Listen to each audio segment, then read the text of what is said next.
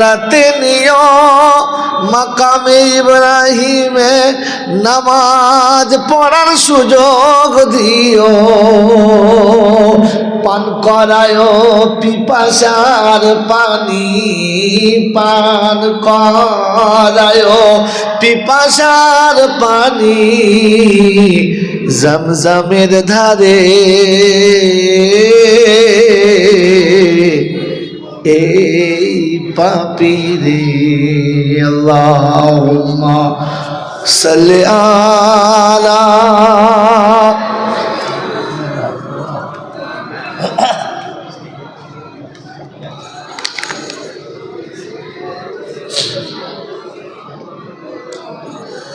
রিয়াজুল জান্নাতে নিও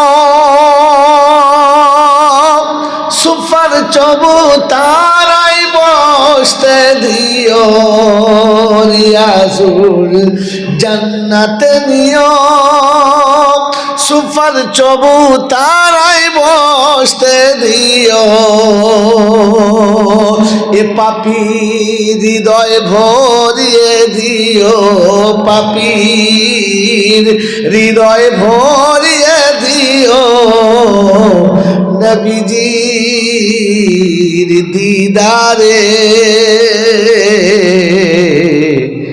এই পাপীরে তুমি আবার বানাও কাবার মেহমান। এই পাপীরে জান্নাতুল বাকিতে নিও তোমার বন্ধুদের সব দেখিয়ে দিও, জান্নাতুল বাকিতে নিও তোমার বন্ধুদের সব দেখিয়ে দিও। যেথায় জান্নাতের রানী মা ফাতেমা, জান্নাতের রানী মা ফাতেমার চরণ ধারে। এই পাপীরে তুমি আবার বানাও কাবার মেহমান। এই পাপীরে আল্লাহুম্মা সাল্লি আলা সাইয়্যিদিনা وعلى آل سيدنا مولانا محمد. الحمد لله الحمد لله نحمده ونستعينه ونستغفره ونؤمن به ونتوكل عليه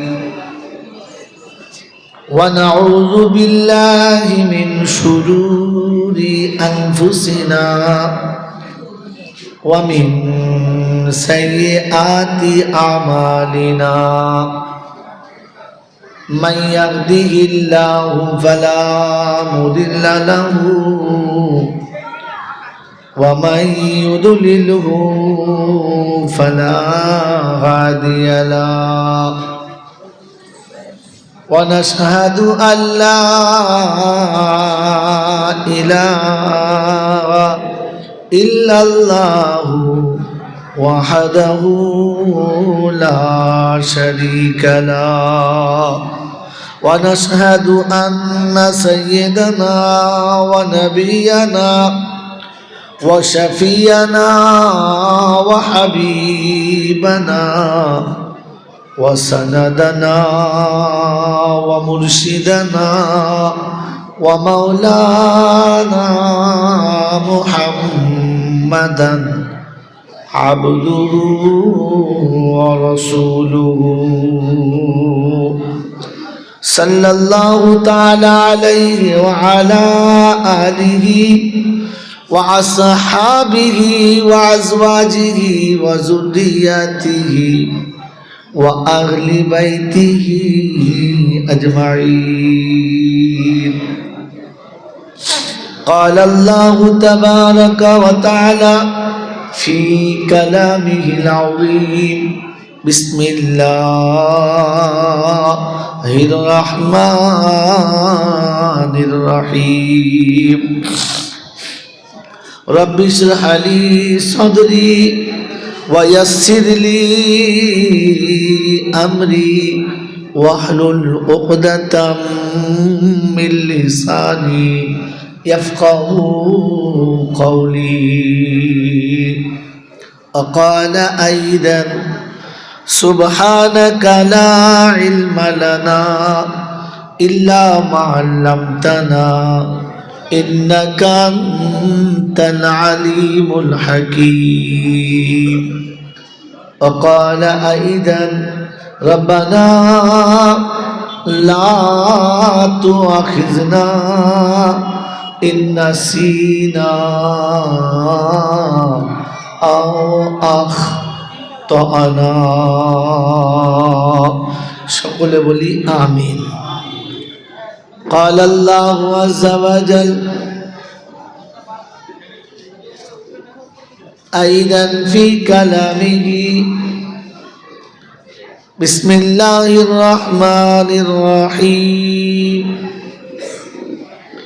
تبارك الذي نزل الفرقان على عبده ليكون للعالمين نذيرا. وقال الله عز وجل أيضا في كلامه: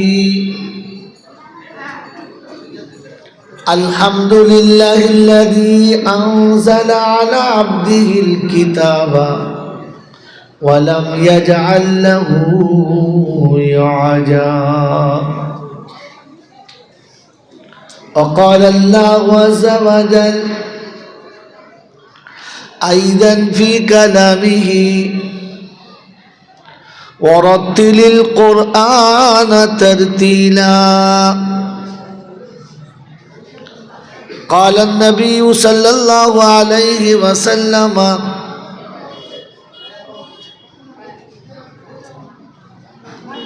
المؤمن مرآة المؤمنين. وقال أيضا: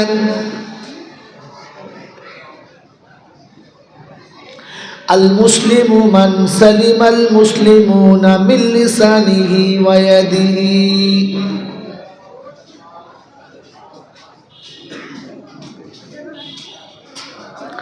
وقال النبي صلى الله عليه وسلم: ظن المؤمنين خيرا.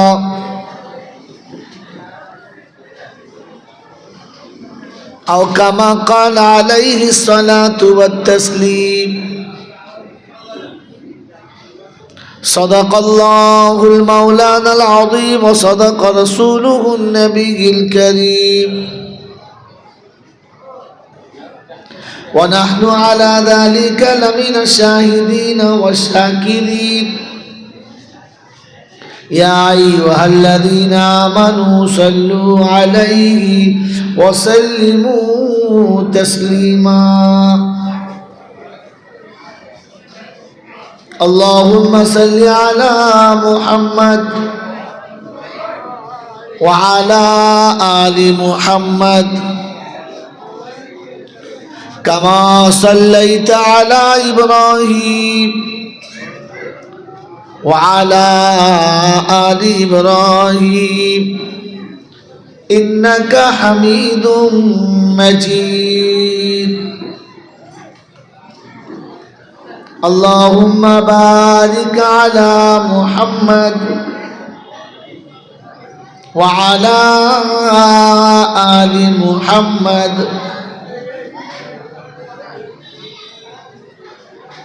كما باركت على إبراهيم وعلى آل إبراهيم إنك حميد مجيد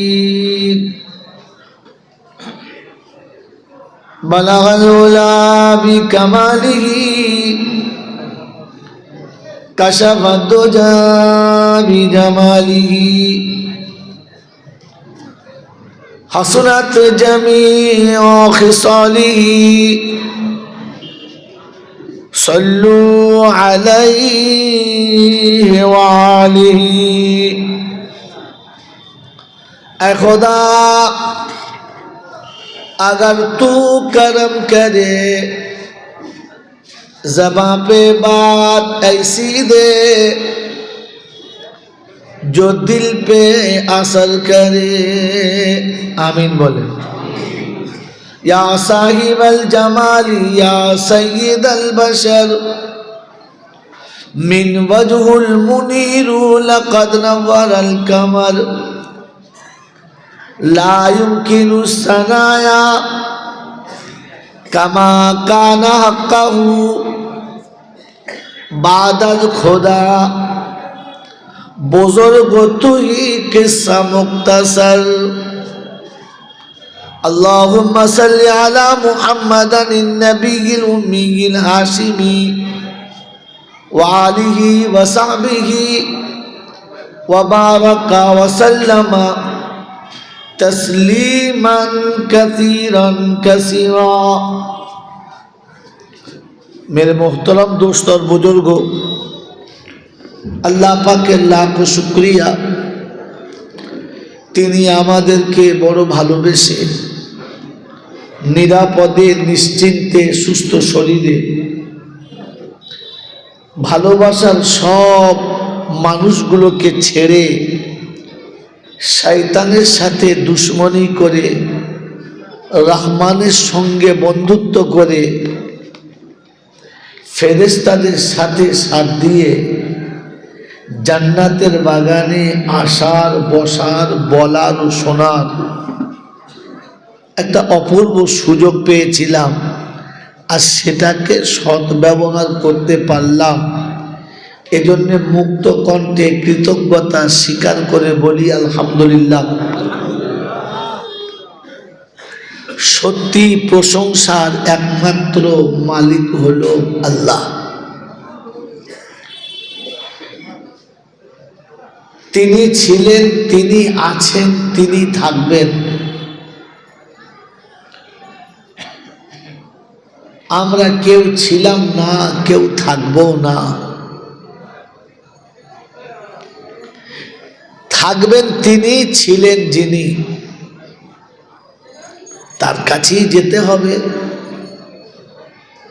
ইচ্ছাতে হোক আর অনিচ্ছাতে হোক। যাব না বলা যাবে না,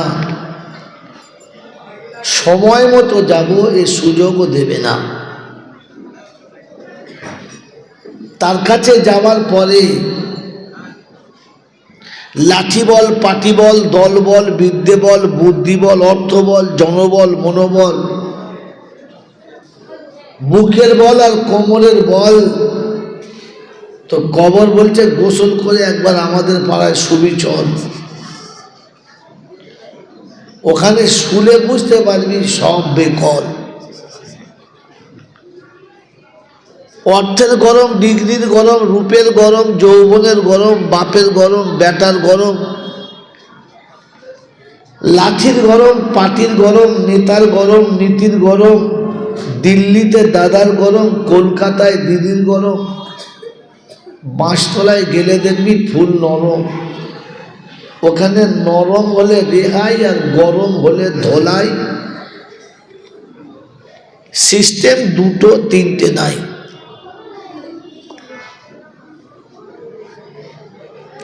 এই ক্ষমতার যিনি একাই মালিক তিনি হলেন আল্লাহ। তার দরবারে কানা খোঁড়া, সাদা কালো, দেশি বিদেশি, আমাদের ওদের, এ দলের ও দলের, হাফেজ সাহেব, মুল সাহেব, পীর সাহেব, ফকির সাহেব, ডাক্তার, মাস্টার, শিক্ষিত, মূর্খ, ধনী, গরিব, চাষা, ভূষক, কানা, কুঁজো, অচল, সচল, দুর্বল, সবল, মরলে সব একদল।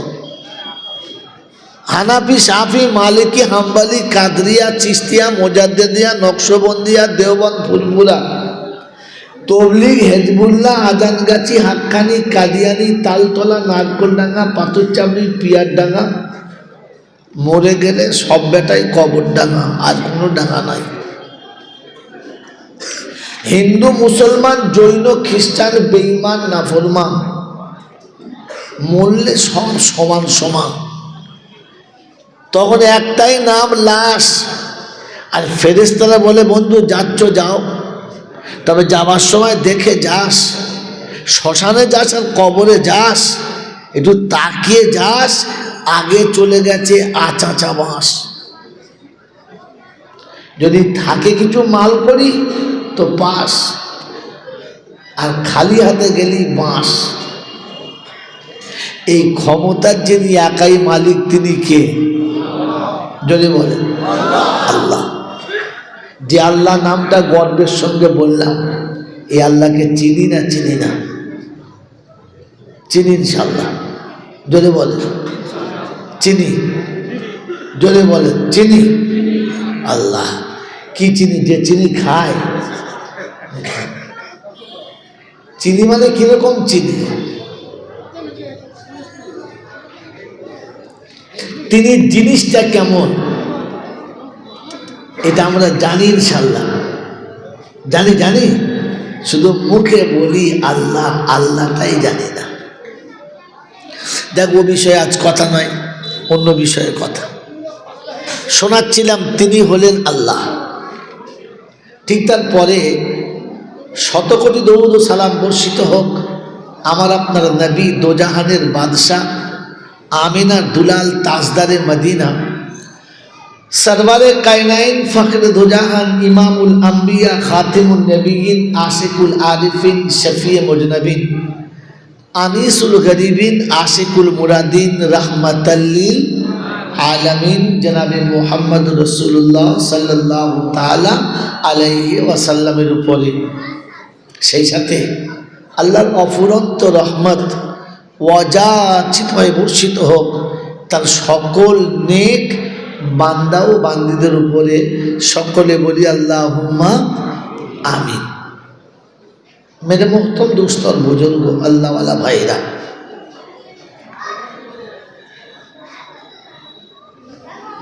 আল্লাহ আগে চেনেন, তারপরে আল্লাহ যদি চিনতে পারি তাহলে আপনাকে আমাকে কোনো সময় কোনো জায়গাতে ঠকতে বা লজ্জিত হতে হবে না।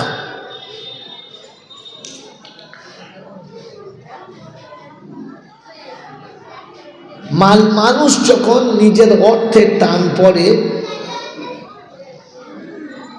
আর নিরুপায় হয়, তখন হাত পাততে বাধ্য, স্বাভাবিক। তো যে ভিক করে সেও আল্লাহ বলে, আর যে ভিক দেয় সেও আল্লাহ বলে। যে ভিখারি সেও আল্লাহকে আল্লাহ বলে ডাকে, আর দাতাও আল্লাহ বলে আল্লাহকে ডাকে। কিন্তু দুজনের আল্লাহকে ডাকা সমান না আলাদা? মেরে মোহতরম দোস্তর বুজুর্গ, এখন আর জলসাতে সে মজা নেই। এই জন্য দুটো সত্য কথা বলে দিই, তারপরে প্রতিগত বিদ্যে যা বলার বলবো, কিন্তু একটা সত্য কথা বলে দিই। আমার এই মমতাজ ভাই বিশাল মাদ্রাসা করেছে না? হ্যাঁ না বলেন? করেছে তো? তো কি বলেন, সত্য কথা বলবো না? বলবো। প্রতিটি পিতা তার শখ যে মাদ্রাসা দারুল উলুম মোহাম্মদিয়াতে দিলে আমার ছেলেটা টপ হবে। হ্যাঁ না বলেন? এই আশায় সব ছেলে ভর্তি করেছে।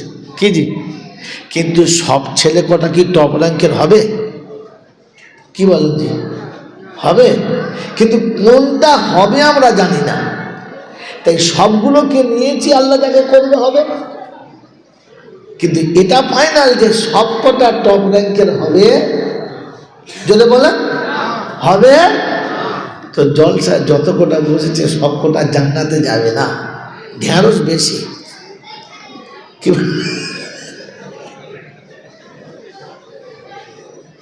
চট করে কোনো বক্তা এরকম বেয়াদবি কথা বলবেও না।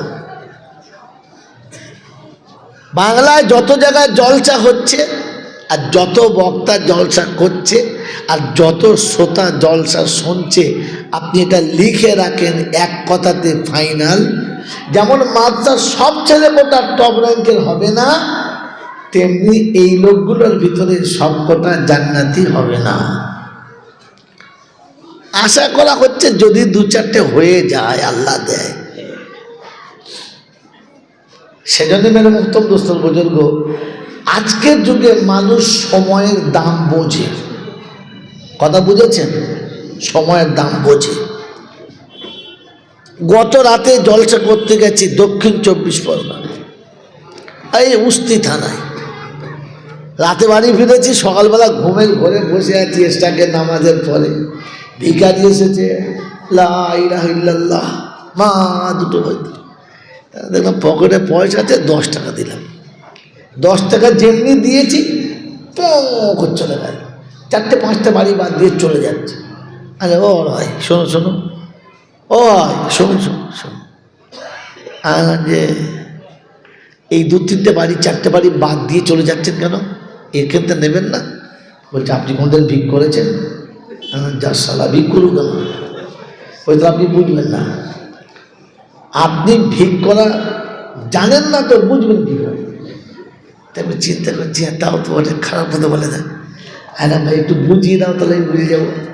বলছে শোনেন, এই বাড়িগুলোয় আমি বহুবার ভিক করতে গেছি, যখনই গেছি বলে বাবা মাফ কর। তা আমি চিন্তা করছি শালা আমার থেকে বড় ভিখারি, আমার সময়ের একটা দাম আছে, ফালতু ওখানে কি আমার কী লাভ? এই জন্য এদের ঘরকে 3 তালাক দিয়ে দিয়েছি, জীবন আর যাবে। ভিখারিও ভিক্ষার একটা স্টাইল বোঝে, বোঝে না? বোঝে না? যদি বলেন আমরা ঠিক ওই রকম স্টাইলের না, উল্টোটা। হ্যাঁ, এখন আমাদের তাজানুর ভাই বেকায়দায় ফেলে দিয়েছে, তাই তা না হলে জলসার নাম করে আসবে, 3 ভাগ টাইম চার দোকানে, পান দোকানে, এখানে ওখানে ফুচকার দোকানে কাটাবে। তারপর তাল বুঝে একটা বক্তা পছন্দ করে টুক করে একবার বসে ফুক করে খেয়ে দিয়ে পালাবে। কিন্তু এখানে শেকল নাই, তাই একটু অসুবিধা হয়ে গেছে। মেরে বক্তব্য দোস্ত বুজুর্গ, আপনাকে আমাকে ভাবা দরকার যে আল্লাহ শব্দটা নিজে বুঝি কিনা, আর এটা আমার জীবনে আসবে কিনা। বুঝেছেন বাবাজি? হ্যাঁ বাবাজিরা, হ্যাঁ ভিখারি ভিক করে বাড়ি ফিরেছে, তোর বউ বলছে কই দেখি কত হয়েছে, দেখে 2 কেজি চাল। বলছি হ্যাঁ তুমি কিরকম ভিখারি? বলে কেন, কীরকম ভিখারি? এই যখনই যাও 2 কেজি একটু বেশি হয় না? তো ভিখিরি বলছে ওরে আগের মতো আর এখন ব্যবসা ভালো চলে না, বুঝলি, এখন আর সে লোক দিতে চায় না। চেষ্টা খুব করি, কামাও করি, সে 2 কেজির বেশি আর হয় না। তো বউ তখন বুদ্ধি দিচ্ছে, তুই ভিক্ষা করার দরজাই চেনো না, স্টাইল জানো না, তাল বুঝে ভিক চাইতে হয়। তাল বুঝে বোঝো না? বোঝো না? হ্যাঁ হ্যাঁ বুঝে না, আর বলবো না। তো মেরে বহুতক দোস্তর বুজুর্গ, আমি আপনি সেই তাল বুঝে চলি, কিন্তু তাল বুঝে চললে যে আরেকটা বিপদ আছে, এটা আপনাকে আমাকে ভাবা দরকার ছিল। আল্লাহ আপনাকে আমাকে ভাবার তৌফিক দিন, বলুন আমিন। মেরে বহুতক দোস্তর বুজুর্গ, আমরা যারা জলসা শুনতে এসেছি, যারা বসেছি, আল্লাহ পাক এই জলসা জুলুস, মিলাদ, ওয়াজ, নসিহত, এগুলো সব মুমিন মুত্তাকিদের জন্য দিয়েছে, অন্য কারোর জন্য নয়। তো আমরা মোটামুটি যারা বসেছি তারা মুসলমান বটে, হ্যাঁ না না, মুমিন বটে ইনশাল্লাহ। কি যে ঠিক ঠিক না? এটা আমরা ঠিক করেছি। বলেন সত্যিকারের মুমিন কি না, এটা চেনার কোনো মেশিন আছে? নাই। এর চেনানোর কোনো মাস্টার আছে? আছে। এর চেনানোর মেশিনের নাম হলো কালামুল্লাহ, আর মাস্টারের নাম হলো মুহাম্মাদুর। উনি যাকে মুমিন বলে সার্টিফিকেট দিয়েছে তিনি মুমিন। আর কোরআন যাকে মুমিনের সার্টিফিকেট দিয়েছে তারা মুমিন। কথা বুঝে এসছে আব্বা? ওই 10 বছর 15 বছর আগের গল্পটা মনে করেন কি জি? প্রত্যেকটি সলিড জিনিস আর নকল জিনিস চেনার জন্য দুটো রাস্তা। ভালো করে মনে রাখবেন কথাটা, তাহলে আগে কোরআন শুনতে মজা লাগবে। দুটো রাস্তা। একটা রাস্তা হচ্ছে সত্যিকারের হীরা চেনার জন্য, সোনা চেনার জন্য এই রাস্তা দুটো। একটা হচ্ছে কোষ্টি পাথর আর একটা হলো জহরি। একটা হলো জহরি, যদি বলে সোনা তাহলে ওটা সোনা, কারণ সে সোনা চেনে। আমার মতো আনারি যদি সারা জীবন সোনা বলে বুকে রাখে, মরার সময় বার করলে সোনা বেরোবে? সেটা আসলেই সোনা নয়। তাহলে জহরি যদি বলে সোনা সেটা সোনা, আর কোষ্টি পাথর যদি বলে সোনা তাহলে কি সোনা। এর কোষ্টি পাথর কালামুল্লাহ আর জহরি হলেন মুহাম্মাদুর, জোরে বলেন রাসূলুল্লাহ। এই জন্য আল্লাহ পাক রব্বুল আলামিন মুমিনদেরকে আলাদা করে বুঝিয়েছেন, আর রাসূল যাবার সময় আলাদা পদ্ধতি দিয়ে গেছেন। আল্লাহ নবী বললেন, আমি যখন চলে যাচ্ছি তখন তোমাদের জন্য দুটো হাতিয়ার রেখে যাচ্ছি। ওই যে একটা কোষ্টি পাথর আর একটা জহরি। কথা বুঝে এসছে? আল্লাহ নবী বলেন, তারাকতু ফীহি আমরাইন কিতাবুল্লাহি ওয়া সুন্নতি লাউ তামাসসাকতুম বিহিমা লাম তাযিল্লু। উম্মত, আমি রাসূল চলে যাচ্ছি, আমার পরে লা নবিয়া বাদি, কোন নবী আসবে না। আনা খাতামুন নবিয়্যিন, আমি হলাম শেষ নবী। অতএব আমি চলে যাওয়ার পরে উম্মত তোমাকে টিকে থাকার জন্য, উম্মত তোমাকে বেঁচে থাকার জন্য দুটো দড়ি দিয়ে গেলাম। একটা আল্লাহর কালাম রেখে গেলাম, একটা আমার সুন্নত রেখে গেলাম। কালামের উপরে যখন থাকবে তোমাকে কেউ টাচ করতে পারবে না, সুন্নতের সাথে যখন থাকবে তুমি কোনো জায়গাতে ঠকবে না।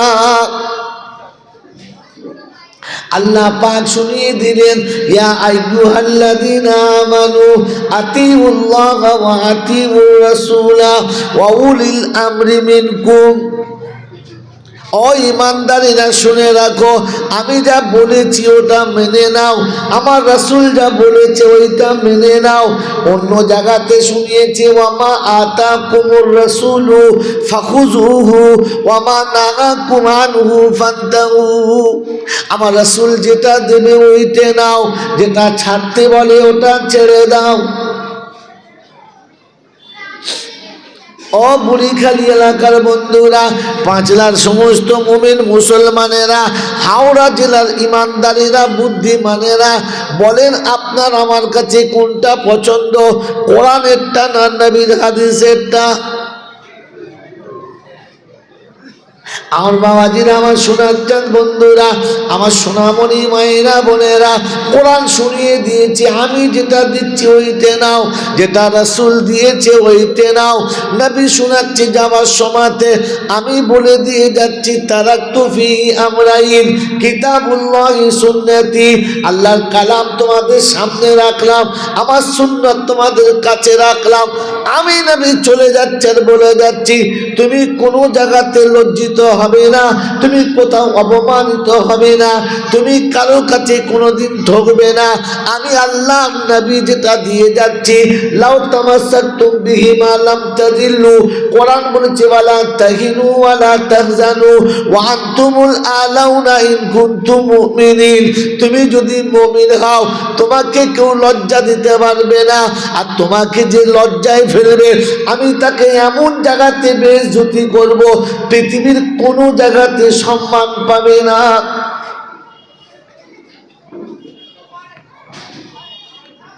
বলেন আপনার আমার বিশ্বাস আছে কিনা? বিশ্বাস ইনশাআল্লাহ? আল্লাহ যা বলেছে সত্য না মিথ্যা? ফুল না হাফ? জোরে বলেন, একদম জোরে বলেন। ফুল যদি বিশ্বাস ছিল, ও মুসলমানের ছেলে লজ্জা নিও না, আর হয়তো কোনোদিন মোহাম্মদিয়াতে আসবো না।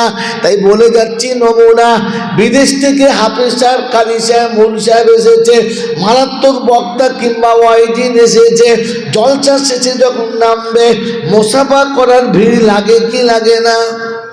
এটা কোন কোরআনে ছিল? বিখ্যাত মৌলবি আসলে তাকে মুসাফা করে হাতে চুমো খেতে হবে, তার পা দুটো টিপলে আমার নেকি হবে। ওরে মুসলমানের ছেলে, কোরআনের ভাষা ছিল وَقَضَى رَبُّكَ أَلَّا تَعْبُدُوا إِلَّا إِيَّاهُ وَبِالْوَالِدَيْنِ إِحْسَانًا إِمَّا يَبْلُغَنَّ عِندَكَ الْكِبَرَ أَحَدُهُمَا أَوْ كِلَاهُمَا فَلَا تَقُل لَّهُمَا أُفٍّ وَلَا تَنْهَرْهُمَا وَقُل لَّهُمَا قَوْلًا كَرِيمًا।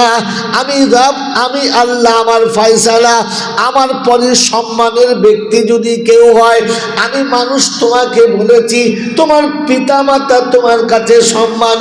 মুসাফা করতে যদি হয় তো আব্বার হাতে মুসাফা করো, মুসাফা করে নেকি যদি নিতে হয় আব্বা মায়ের হাতে মুসাফা করো।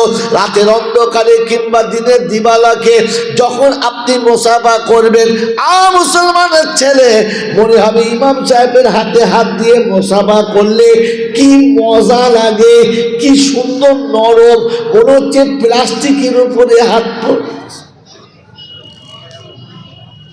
আর বিদেশি হুজুররা যখন আসে তখন মুসাফা করলে মনে হয় যেন একেবারে পঞ্জের মতো সফট, হাত ছাড়তে মন চায় না, মোহাব্বতে চুমো খায়। মুসলমানের ছেলে, জীবনে নাঙলে যে হাত দেয় নাই, জীবনে কাম সেলাই করে নাই, জীবনে ইঞ্জিন ভ্যান ঠেলে নাই, জীবনে রিস্কার হ্যান্ডেল ধরে নাই, জীবনে কোনোদিন বাজার করে নাই, জীবনে কোনোদিন 2 কেজি মাল হাতে তোলে নাই। ওর হাতটা তো নরম হতেই পারে, কিন্তু পিতার হাতে হাত দিয়ে দেখো 3-4 জায়গাতে কালো কালো ঘেঁটা পড়ে গেছে, হাতটা মনে হবে যেন বাঁশের আধখানা। হাতে মুসাফা করে বলে, আব্বা সবার হাত এত নরম লাগে, আপনার হাতটা কেন নরম হলো না? বাপের চোখ দুটো দেখবি লাল হবে, ঠোঁট দুটো দেখবি কাঁপতে শুরু হবে, আর বলবে আব্বা গরিবের সংসারে সকাল থেকে সন্ধ্যা পর্যন্ত রিক্সা চালিয়েছি, ঠেলা ঠেলেছি, কখনো নাঙল ধরেছি, কখনো কোদাল ধরেছি, বাজারের ঝোলাগুলো হাতে করে নিয়ে সারাদিন ঘুরতে ঘুরতে সকাল থেকে সন্ধ্যা পর্যন্ত 30 বালতি পানি তুলতে হয়েছে তোর মুখে হাসি ফোটানোর জন্য, তোর শীতের গরম কাপড়ের জন্য, তোর শীতকালেতে আরামে থাকার জন্য, তোর দামি সুন্দর ব্ল্যাঙ্কেট কিনে দেওয়ার জন্য। পরের বাড়িতে সকাল থেকে সন্ধ্যা পর্যন্ত 20 বালতি করে পানি তুলেছি।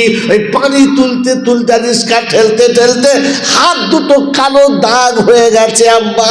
ওই বাপের কালো হাতের দাগ লাগা জায়গাটায় একবার চুমো খেয়ে বলো রব্বি আল্লাহ, আমার আব্বা আমার জন্য কত কষ্ট করেছে।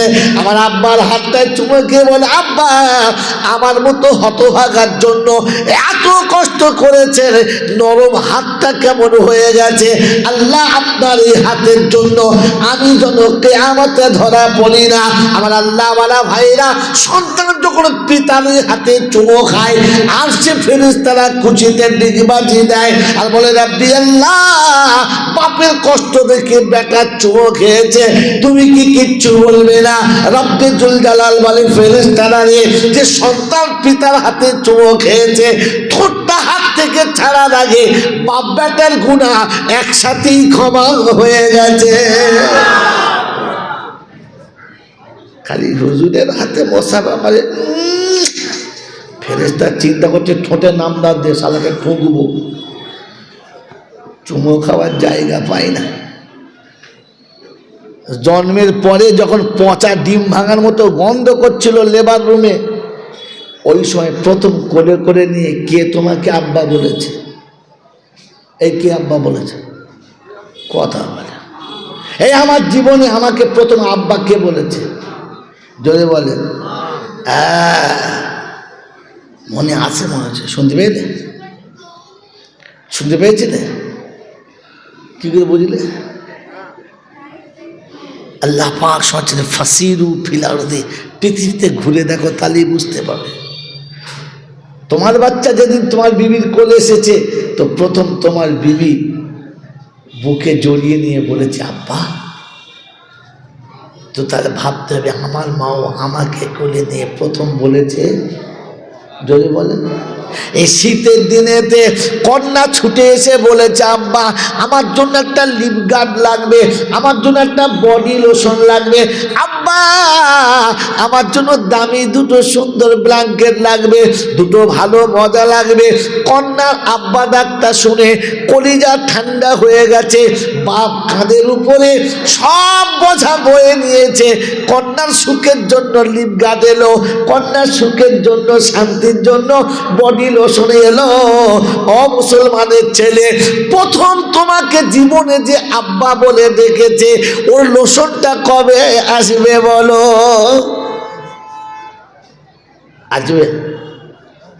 আসবে? সরষের তেল পায় না, তারা বলে লোশন দে। আর বাবাজিরা আমার শোনাচ্ছেন বন্ধুরা, এরা আবার জান্নাতের জন্য আল্লাহর কাছে দোয়া করে, আল্লাহ জান্নাতের বাগান ফেরদাউস খুলে দাও। ফেরেশতা বলছে মালটাকে তুলে দাও, তারপর ফেরদাউস আমি ফেড়ে দেবো, ঠুঁকে ফেড়ে দেবো। বোকা কথা। আল্লাহ রাসূল শুনিয়েছেন, আল্লাহ রাসূল শুনিয়েছেন, আল্লাহ রাসূল শুনিয়েছেন যে জান্নাত তোমার মায়ের পায়ের তলায়। কোথায়? যদি বলে ওই রকম মা যখন সকালবেলা ভিক করে, বাবা দুটো পয়সা দাও না বাবা, আমি আপনি দেখি গরিব মানুষ হাত পেতেছেন, দে 5 টাকা দে, দিই না ভেবে দিয়েছি কোথায় দিচ্ছি। এই 5 টাকা কোথায় দিয়েছি ভেবে দেখেছি? ভিখিরির হাতে, এতিমের হাতে। একবার ভাবি নাই যে এটা কারোর জান্নাত এখানে এসে দাঁড়িয়ে আছে? যে হাত দুটো পেতে দাঁড়িয়ে আছে, এই হাত দুটো পাতনেওয়ালির পায়ের তলায় তো কারোর জান্নাত। হ্যাঁ না বলেন না? হ্যাঁ বাবাজি, কখনো এরকম মনে করে দিয়েছি যে আমি কোনো জান্নাতের দরজায় 5 টাকা রেখে দিলাম? আপনার দান করাটা আজ পর্যন্ত চ্যালেঞ্জ রাখতো, কারণ আপনি তো সব ধান দায় করেন, দে 5 টাকা দে, বিক্রি দিয়েছে দে। হ্যাঁ, যার জান্নাত অপরের দুয়ারের কাছে দাঁড়িয়ে থাকে, যাদের জান্নাত রাস্তার উপরে ভিক করে, যাদের জান্নাত পরের বাড়িতে গিয়ে পড়ে থাকে, যাদের জান্নাত রাস্তার উপরে লাঞ্ছিত হয়, যাদের জান্নাত হওয়ার পরেও পৃথিবীর মানুষের কাছে লাঞ্ছিত অপমানিত হয়, ওরকম যুবক যারা বেঁচে আছে, ওদের বাঁচার থেকে মরে যাওয়া অনেক ভালো। বাবাজিরা, সোনারা, লালেরা, জ্ঞানীজনেরা, সঠিক মানুষেরা, একটা কথা জিজ্ঞাসা করে নিই। আল্লাহ পাক শুনিয়েছেন আমি মানুষকে জান্নাতে দেবো না। কি দেবে? কথা বলে দেবে না? দেবে। বোকা কথা কাটবে। আল্লাহ শুনেছে আমি মানুষকে জান্নাতে দেবো, কারণ মানুষ কোনোদিন জাহান্নামে যাবে না। মানুষ কোনোদিন জাহান্নামে যাবে না, তবে জানোয়ার জান্নাতে যাওয়ার যোগ্য না।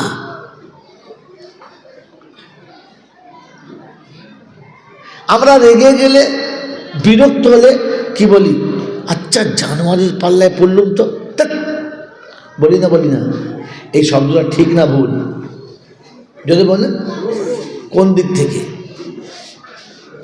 ভাই এটা শেখার নাম, জলসা শেখার নাম। খালি হাঁ করে শুনলাম আর চলে গেলাম, গল্প তো হচ্ছে ইনশাল্লাহ, গল্প শোনাবো। বলেন আমি বাপ হয়ে বাচ্চার উপর রেগে বললাম জানোয়ার, বড় হয়ে ছোটকে রেগে বললাম জানোয়ার, বন্ধু হয়ে বন্ধুর উপর রেগে গিয়ে বললাম জানোয়ার, এই শব্দটা ঠিক না ভুল?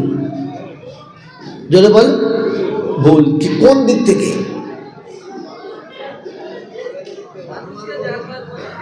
মানুষকে, তাই ভুল? এটা বোঝার জন্য ইলমের দরকার। কিসের দরকার? ইলমের দরকার, জ্ঞানের দরকার।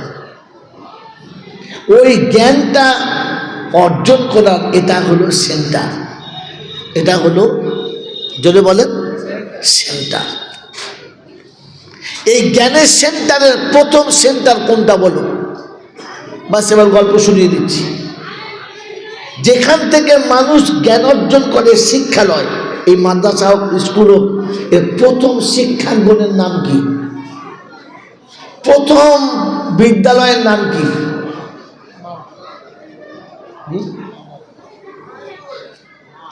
প্রথম বিদ্যালয়ের নাম কি? আর প্রথম শিক্ষাঙ্গন কোনটা? বলেন, তাড়াতাড়ি বলেন। আরে এত ছোট করে কেন ভাবো, বড় করে ভাবো না। প্রতিটি বাচ্চার প্রথম শিক্ষাঙ্গ হচ্ছে সেটা মা বাবা। আমি শিক্ষা প্রতিষ্ঠানের প্রথম প্রতিষ্ঠানের নাম কি? কিচ্ছু শোনেন না বাবাজি, শুধু খালি সূচের মাথায় সুতো পড়ান আর মনে মনে করেন আমরা খুব বুঝি। এক কলম বোঝেন না, কিন্তু মনের মাথায় চার দোকানে এমন ভাব নিয়ে বসে, মনে হবে শালা সব বোঝে, এদিকে কিছুই বোঝে না। প্রথম মাদ্রাসার নাম কি?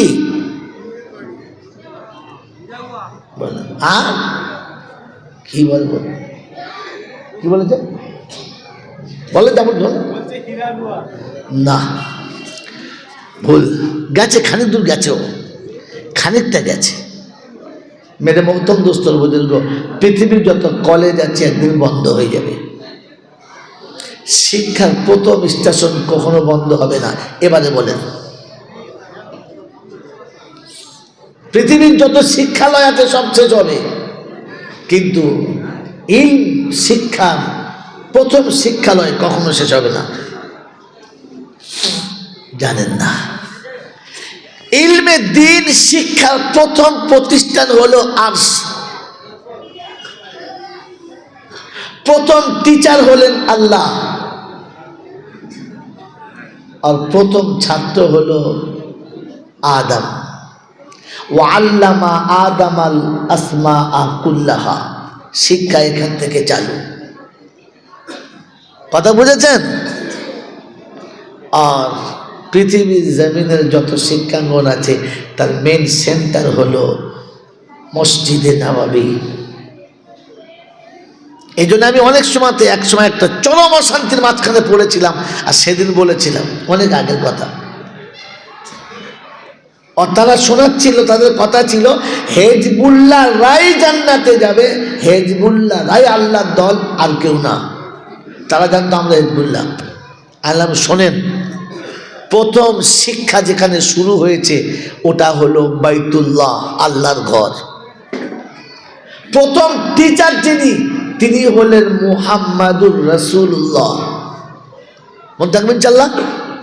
প্রথম যে বই দিয়ে শিক্ষা শুরু, ওই বইটার নাম হলো কালামুল্লাহ। আর বাইতুল্লাহতে রাসূলুল্লাহর সামনে কালামুল্লাহ যারা শিখেছেন ওরাই হলো হিজবুল্লাহ। উলাইকা হিজবুল্লাহ। তুলুন হাদিস আর দেখুন, আল্লাহ নবী বলেছিলেন উলাইকা হিজবুল্লাহ। অতএব আল্লাহর ঘরে বসে কোরআন শেখে যারা, কোরআন শেখায় যারা, কোরআন শোনে যারা, কোরআন শোনায় যারা, কোরআন বোঝে যারা, কোরআন বোঝায় যারা, হিজবুল্লাহ হলো মসজিদের বাইরে নয়, মসজিদের ভিতরে। কথা মনে থাকবেন ইনশাআল্লাহ।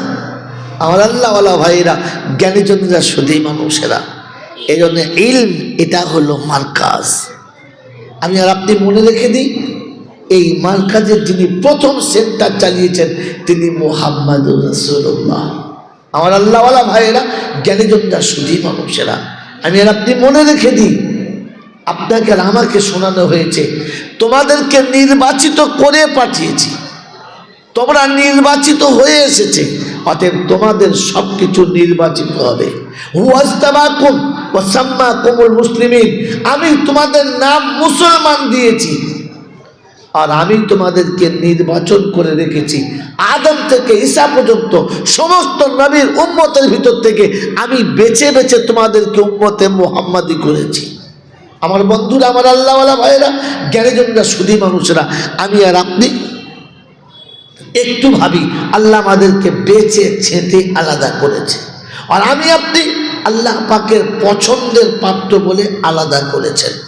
আপনার আমার চলার পথে, বলার পথে কখনো ভেবে দেখেছি আমি আল্লাহ পাকের সেই নির্বাচন করা, সেই ছেঁটে বেছে রাখার মর্যাদা রেখেছি না রাখি নাই? আমার বন্ধুরা, আল্লাহ পাক আপনাকে আমাকে শুনিয়েছে, ওয়াসাম্মা কুমুল মুসলিমিন, তোমাদের নাম মুসলমান। মোটামুটি এখান থেকে শুরু করেছিলাম, এবার শোনাচ্ছি আমরা মুসলমান ইনশাল্লাহ। জোরে বল মুসলমান ইনশাল্লাহ। তো এই মুসলমানের জন্য কার কাছ থেকে নিতে হবে? নবীর কাছ থেকে। আল্লাহ নবী বলেন, মান সালিমাল মুসলিমুনা মিন লিসানিহি ওয়া ইয়াদিহি। আমি রাসূল বলছি, মুসলমানের নমুনা শোনো। মুসলমান আর এক মুসলমানের কাছে নিরাপত্তা পাবে, সে কখনো তাকে কষ্ট দেবে না, হাতে কিংবা মুখে কোনো মুসলমানকে কষ্ট দেবে না, তার নাম মুসলমান। আমি আপনি যারা বসে আছি, এবারে ভাবি এই চ্যাপ্টারের ভিতরে আপনার আমার নাম পড়ে কি পড়ে না? এটা রাসূল শুনিয়েছে, আমি না। আর আল্লাহ শোনাচ্ছে, রাসূল যেটা দেবে ওটাই আমার কথা, ওইটাই কারেক্ট। অতএব আমি মুসলমান বলে যতই দাবি করি, আমার মুসলমানিত্বের দাবির পরিচয় মানানোর জন্য তিনি শুনিয়ে দিয়েছেন এটা কি জি নবীন সাল্লাহ, নবীন সাল্লাহ। তো আল্লাহ পাক শোনাচ্ছে, লাকাদ কানা লাকুম ফি রাসূলিল্লাহি উসওয়াতুন হাসানা। তুমি যদি সত্যিকারের মানুষ হতে চাও আর উম্মতে মুহাম্মাদি বলে পরিচয় দাও, তো আমার নবীর জীবনীটা তোমাদের কাছে সব থেকে বড় নমুনা। আমার আল্লাহওয়ালা ভাইরা, জ্ঞানীজনরা, সুধী মানুষেরা, অনেক কথা বলে ফেললাম। এবারে কথাগুলোকে গুছিয়ে নেন, বলেন আপনার আমার কোন আমলটা আমার নবীর সাথে মেলে? কোন আমলটা দেখি আমি কিয়ামতে বলবো যে রাসূল এইটা আপনার মতো করেছি, এটা আপনার সঙ্গে মিলিয়ে নিয়েছি? কি যে মেলাবো ইনশাল্লাহ, মেলাবার চেষ্টা করবেন ইনশাল্লাহ। আমার আল্লাহওয়ালা ভাইয়েরা, জ্ঞানীজনরা, সুধী মানুষেরা, আল্লাহর পিয়ারা নবী সাল্লাল্লাহু তাআলা আলাইহি ওয়াসাল্লাম, কথা এখান থেকে মনে রাখেন, পিছনেটা ছাড়া কথা মনে নাও রাখতে পারেন, এখান থেকে মনে রাখেন। আল্লাহর নবী সাল্লাল্লাহু তাআলা আলাইহি ওয়াসাল্লাম এশার নামাজের সময় মসজিদে নববীতে এসেছেন। নামাজের আজান হয়ে গেছে, রাসূল মেম্বরের ভিতরে বসে আছেন, জামাতের টাইমে জামাত হবে। সাহাবীরা ওযু করে ভিতরে বসেছেন, আর আল্লাহ রাসূল মেম্বরের ভিতরে বসে বেতাহাসা একেবারে বেমালুম কাঁদতে শুরু করেছেন। এত কাঁদছেন যে সাহাবারা অবাক হয়ে গেছেন, কি হবে রাসূল এতটা কাঁদছে কেন, কি হলো আল্লাহ রাসূলের? অনেকক্ষণ কাঁদলেন, কাঁদার পরে বহুক্ষণ পরে আস্তে আস্তে রাসূল সামলালেন, কান্না বন্ধ হলো। নামাজ হয়ে গেল, জামাত হয়ে গেল, নামাজ হয়ে গেল, সাহাবীরা বসে আছেন। নামাজের শেষে আল্লাহ রাসূল চেহারা ফিরিয়েছেন, তো সবাই বসে জিজ্ঞাসা করছেন, ইয়া রাসূলুল্লাহ, ইয়া হাবিবাল্লাহ, বেয়াদবি হলে মাফ করবেন, একটা কথা জানতে চাইছিলাম। বললে কি? বলে, ইয়া রাসূলুল্লাহ, ইয়া হাবিবাল্লাহ, এতটা কাঁদছিলেন কেন নামাজের আগে? কাঁদার কারণটা কি? কোনো দুঃসংবাদ, কোনো বিপদ, কোনো মুসিবত, কোনো রকমের কোনো আবহাওয়া, কোনো খবর? আল্লাহ রাসূল বললেন না। বললেন তবে? আল্লাহ রাসূলের চোখ দুটো পানিতে ছলছল করছে, একেবারে অশ্রুসিক্ত নয়ন, আবার চোখে পানি এসে গেছে। সাহাবীরা অবাক, চুপ করে আছে। বললেন, ইয়া রাসূলুল্লাহ, বেয়াদবি হলে বলতে হবে না, যদি বলা না হয় তো বলবেন না। আল্লাহ নবী বললেন, না, আমি নামাজ পড়তে এসেছি, মুসাল্লায় বসেছি, হঠাৎ আমার মাকে মনে পড়ে গেছে, আমার মা মনে পড়ে গেছে। আমার মায়ের কথা যখন মনে পড়েছে, আমি আমার কান্না ধরে রাখতে পারি নাই।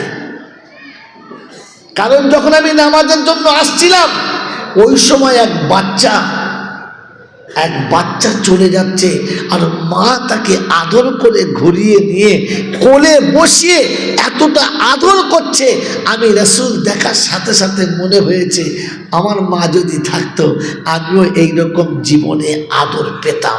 আমার মা মনে পড়েছে। আমার বন্ধু, আমার আল্লাহওয়ালা ভাইরা, আমার জ্ঞানীজনরা, বুদ্ধিজীবীরা, আমি আপনি ভাবি আর বলেন আমাদের মা মনে পড়েছে? কখনো মা মনে পড়ে? মা মনে পড়ে? আল্লাহ পাক শোনাচ্ছেন, আয়াত শুনিয়ে রেখেছি, একটুখানি শুনিয়ে ছেড়ে দিয়ে চলে গিয়েছিলাম।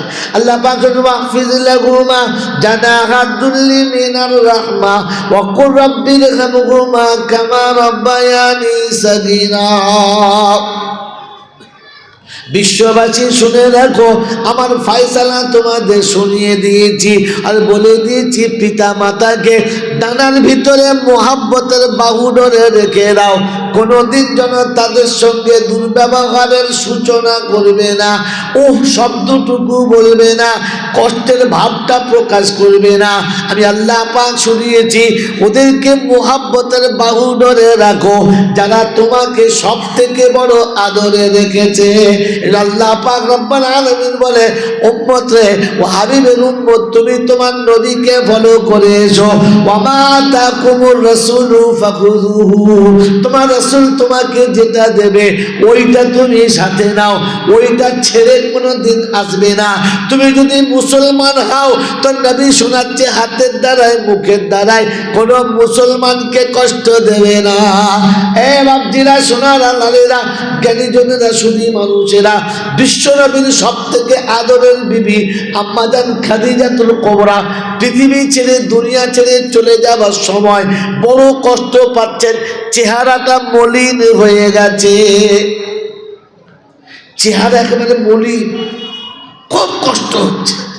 আল্লাহ নবী কাছে এসে বসলেন, মাথাটাকে তুলে কোলের উপরে দিলেন আর কপালে আস্তে করে হাতটা বুলিয়ে জিজ্ঞাসা করছে, কষ্ট হচ্ছে? বললেন না। আল্লাহ নবী অবাক হয়ে বললেন, খাদিজা,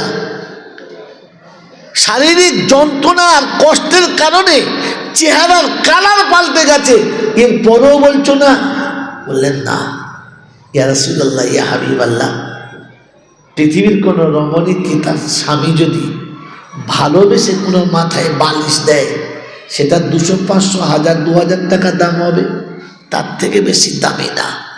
আপনি আমাকে যে বালিশের উপরে মাথাটা দিয়েছেন, আপনি আমাকে যে জায়গায় মাথা রাখার সুযোগ দিয়েছেন, কিয়ামত পর্যন্ত কোনো রমণী ওই জায়গাতে মাথা রাখার সুযোগ পাবে না। আমি দোজাহানের বাদশার কোলে মাথা রেখেছি, অশান্তি আমাকে স্পর্শ করতে পারে না।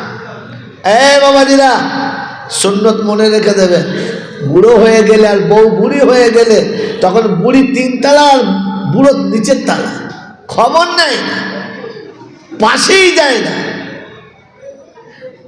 মরণের খবর উঠে গেছে, আত্মীয়রা দেখতে এসেছে, নাত জামা এসে নানাকে জিজ্ঞাসা করছে, নানা নানি কিরকম আছে? বলবো আজকালই মরবে, কথাবার্তা আমার হয়ে গেছে আজরাইলের সাথে, মানে আজরাইলের খালাতো ভাই, ওর সাথে গল্প করে গেছে। যা, ও একবার কাছে যায় না, এ আশেকে রাসূল হবে, মুসলমান হয়ে যাবে, ভাবেন বসে। আল্লাহ নবী খাদিজাকে কোলে মাথা রেখে কপালে আরামে হাতটা বুলাচ্ছে আর জিজ্ঞাসা করছে, খাদিজা কিছু লাগবে, কিছু দেব? আম্মাজান খাদিজা বললেন, ইয়া রাসূলুল্লাহ, ইয়া হাবিবাল্লাহ, আমি 2টো জিনিস চাইবো, দেবেন? আল্লাহ রাসূল বলেন যে জিন্দেগিতে কোনোদিন কিচ্ছু চাইলে না, এখন চাইছো, বলো। বললেন, ইয়া রাসূলুল্লাহ, ইয়া হাবিবাল্লাহ, আমি যখন দুনিয়া থেকে চলে যাব আমার কাফনের কাপড় একটু দামি কাপড় দেবেন তো? আল্লাহ রাসূল বললেন, মক্কা মদিনায় যেটা সব থেকে দামি সেই কাপড়ে তোমার আমি কাফন করে দেব। খাদিজাতুল কুবরা শোনাচ্ছেন, ইয়া রাসূলুল্লাহ, ইয়া হাবিবাল্লাহ, আমি মরে যাব, কাফনের কাপড়টা পচে যাবে, মাটি হয়ে যাবে, তো নষ্ট করে কি লাভ? তাই আমাকে কোনো দামি কাপড়ের কাপড় দিতে হবে না, আপনার গায়ের একটা জামা আমার গায়ে পরিয়ে দেবেন। এ হলো স্বামী স্ত্রীর ভালোবাসা। যে যাবার সময় যেন আমি আমার স্বামীর জামাটা পরে যেতে পারি। আল্লাহ রসুল বললেন, বলো কোন জামাটা নেবে? যত জামা আছে সব দেখালেন, বললেন না ইয়া রাসূলুল্লাহ, এই জামাগুলো না, এগুলো আমি আমার সন্তানের জন্য রেখে যাচ্ছি। ইয়া রাসূলুল্লাহ, ইয়া হাবিবাল্লাহ, একটা জামা আপনি পরতে পরতে ছিঁড়ে ফেলেছেন, মদিনার গলিতে চলে গেছেন, ঘুরতে ঘুরতে সারাদিন হয়ে গেছে, সন্ধ্যায় বাড়ি ফিরেছেন, ধুলোতে ভরে গেছে, ঘামেতে ভিজে গেছে, এরপর আমি কেচে দিয়েছি, আবার পরেছেন, পরতে পরতে ছিঁড়ে গেছে, খেজুরের পাতা দিয়ে সেলাই করেছি, আবার ছিঁড়ে গেছে, তো সেলাই হচ্ছে না, আমি ওখানে চামড়া দিয়ে তালি দিয়েছি, পাশে ছিঁড়ে গেছে, চামড়া পাই নাই, চর দিয়ে তালি দিয়েছি, এমনি করতে করতে গোটা জামাটা ছিঁড়ে গেছে, আর পরার মতো কোনো রকমের ব্যবস্থা ছিল না, আপনি ওটাকে রিজেক্ট বলে, বাতিল বলে ছেড়ে দিয়েছেন। ইয়া রাসূলুল্লাহ, ইয়া হাবিবাল্লাহ, ওই জামাটা আমি কেচে ভাঁজ করে রেখে দিয়েছি, আপনাকে দেখিয়ে দিচ্ছি, আমি মরে গেলে ওই জামাটা আপনি আমাকে পরিয়ে দেবেন। আল্লাহর নবী বললেন, এটা? বললেন হ্যাঁ, এটা আমার পছন্দ, ওই জামাটা। বললেন আর একটা? বললেন ইয়া রাসূলুল্লাহ, ইয়া হাবিবাল্লাহ, পৃথিবীর প্রত্যেকটি নারী যখন মারা যাবে তো তার স্বামী তাকে কবরে নামিয়ে দিয়ে চলে আসবে। কে নামাবে? কে নামাবে বলো? তার স্বামী। আমাদের দেশের বহু রকমের ঝোটন মার্কা মূর্তি আছে, বলছে মরে গেছে আর বইয়ের গায়ে হাত দেওয়া যাবে না, হারাম। মরে গেলে বিবির দেহ স্পর্শ করা স্বামীর জন্য, জোরে বলে, হারাম। আর পরপুরুষের মুখ দেখা, কথা বলে, আরাম। তাই মরে গেলে কান ঘাড়ের উপরে কে চাপছে ব্যায়াম বোঝা যায়। লাশের জানাজা হয়ে গেছে, ছুটে চলে ও মা গো, কে হয়? আমার বোনের ভাইরা ভাই, খালাতো ভাই। তোর কে? বলে জানি না। না মা, একবার দেখবি। ওর বোনের খালাতো ভাইয়ের ভাইরা ভাই, ওর কে হয়? বলছে নামা। আরে পর পুরুষের মুখ দেখা হারাম। এ ব্যায়াম যাবার সময় তো তাকে গুনাহ করাচ্ছে, আর ফতোয়া দিচ্ছে স্বামীর ধরা যাবে না। কথা মনে থাকবেন ইনশাআল্লাহ, মনে থাকবেন ইনশাআল্লাহ। তো আল্লাহ রাসূলকে আম্মা জান খাদিজা শোনাচ্ছেন যে সব নারীকে তার স্বামী রেখে দিয়ে চলে আসবে, আপনিও রেখে দিয়ে চলে আসবেন। কিন্তু ইয়া রাসূলুল্লাহ, ইয়া হাবিবাল্লাহ, আমি যে কোনোদিন একা বিছানায় শুই নাই, আমার খুব ভয় করে, আর অন্ধকার কবরও আমার খুব ভয় করে। তাই আল্লাহর হাবিব, আপনি কবর একটু বলে দিয়ে আসবেন, একটু নামিয়ে দেওয়ার সময় বলে আসবেন যে কবর যেন আমার সঙ্গে বেয়াদবি না করে, আমাকে ভয় না দেখায়, আমাকে যেন ভয় না দেখায়। মশাই ঘুমিয়ে গেছে, দুই পাঁচ, কবর যেন আমাকে ভয় না দেখায়। আল্লাহ রাসূল বললেন ঠিক আছে। মেরে মহতম দোস্তর বুজুর্গ, তারিখ মনে রাখবেন, তারিখ মনে রাখবেন। আম্মা জান খাদিজাতুল কুবরা দুনিয়া ছেড়েছেন, গোসল হয়ে গেছে। গোসল কে দেবে? গোসল কে দেবে? হাজি সাহেবের বউ, পীর সাহেবের বউমা, মরণ নাই। আরে গোসল দেবে তো নিজের বেটি দেবে, নিজের বউমা দেবে, নিজের বোন দেবে। আম্মা জান খাদিজার গোসল কে দেবে? তো ফাতেমা বলছেন আমার মায়ের গোসল আমি দিয়ে দেব। মায়ের গোসল হয়ে গেছে, এসেই বাপকে বলছে আব্বা আমার মায়ের কাফনের কাপড়টা দিন। আল্লাহর পেয়ারা নবী সাল্লাল্লাহু আলাইহি ওয়াসাল্লাম ওই জামাটা ভাঁজ করা ছিল, এনে দিয়েছে। ফাতেমা তো জোহরা কাপড়টা হাতে নিয়ে চোখ দিয়ে পানি টপ টপ করে গড়াচ্ছে, আর জিজ্ঞাসা করছে আব্বা আমার মা মক্কায় একদিন ব্যবসায়ীদের রানী ছিল, যে পোশাক একবার পরে ভাঁজ ভেঙে যেত, দ্বিতীয়বার পরতো না, তার সামনে পিছনে দাসী সেবা করার জন্য থাকতো। আজ আমার মা দুনিয়া ছেড়ে যাচ্ছে, পরনের একটা নতুন কাপড় হলো না, এই ছেঁড়া জামাটা। ফাতেমার চোখ ভরা পানি, বুক ভরা ব্যথা। আল্লাহর পেয়ারা নবী সাল্লাল্লাহু আলাইহি ওয়াসাল্লাম শোনাচ্ছেন বেটি রে, এটা আমার পছন্দ নয়, এটা তোমার মায়ের পছন্দ, যাও নিয়ে যাও।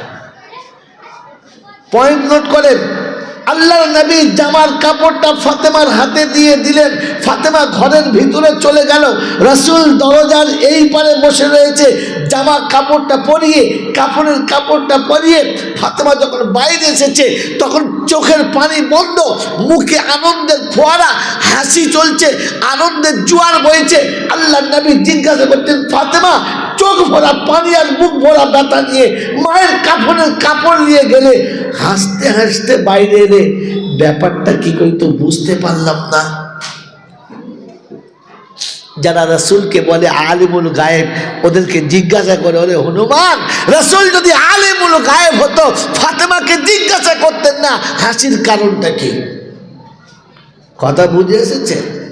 আল্লাহর নবী বাইরে জিজ্ঞাসা করছেন, ফাতেমা শোনাচ্ছেন, আব্বা কাপড়টা নিয়ে গেলাম চোখের পানি ফেলতে ফেলতে, কিন্তু গোসলের পরে আম্মাকে চাদর ঢাকা দিয়ে বাইরে এলাম। আপনার কাছে কাপড়টা নিয়ে যখন ভিতরে প্রবেশ করলাম, দরজাটা বন্ধ হয়ে গেল। আমি ফাতেমা মায়ের গায়ের চাদরটা যখন সরিয়েছি, তখন দেখি কে যেন আগে থেকে জান্নাতের পোশাক এনে মাকে পরিয়ে দিয়ে চলে গেছে। আল্লাহ রাসূল সাল্লাল্লাহু তাআলা আলাইহি ওয়াসাল্লামের নয়ন যুগল অশ্রুসিক্ত হয়ে গেছে, চোখের পানি দাড়ি মোবারকটা গড়িয়েছে। আম্মা জান ফাতেমা জিজ্ঞাসা করে, আব্বা মায়ের দুঃখিতে আমি যখন কাঁদছিলাম তখন আপনার চোখে পানি ছিল না, তখন আপনার হৃদয়ে ব্যথা অনুভব করতে পারলাম না, আপনার চেহারাতে কান্নার কোনো রকমের নিশানা দেখতে পাচ্ছিলাম না।